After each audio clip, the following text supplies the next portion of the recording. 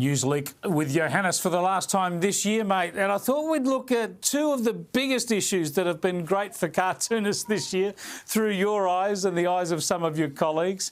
Starting off, of course, with the coronavirus pandemic. And this one from you, mate, where you had Chairman Dan driving through this parched and destroyed landscape saying, see, that wasn't so hard now, was it? Yeah, look, it's just the sort of thing he would say, wouldn't he?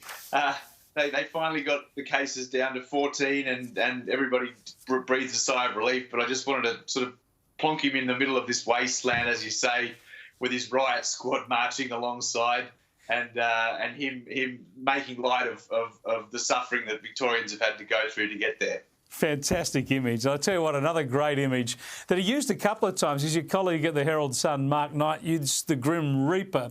And in this cartoon, he's got the Grim Reaper checking out of hotel quarantine Victoria while the security guards are just fiddling on their phones and whatnot. And of course, the Grim Reaper's taking a taxi. It's just brilliant. It is. It's just brilliant. It sums up one of, the biggest scandal, one of the biggest stories of the year, so succinctly in the one frame. It just tells you everything you need to know about where Victoria went wrong, doesn't it? Now, let's look at the American election too, and I want to kick off with another one of yours because this, again, summed up the election debate, especially that first televised debate where you had the two candidates in a boxing ring, and, of course, each of them was doing the most damage to themselves.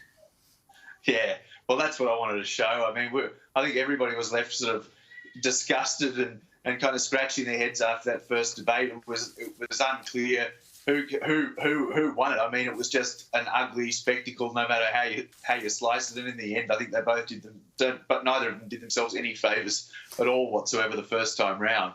Yeah, they're still punching on. And to wrap up the year, your colleague on the Daily Telegraph, Warren Brown, had a very reluctant Donald Trump hanging on to the pillars out the front of the White House. Pretty hard to shift him from that place. Yeah, and again, just really succinct, but sums up exactly what's happening and what we're still seeing at the moment.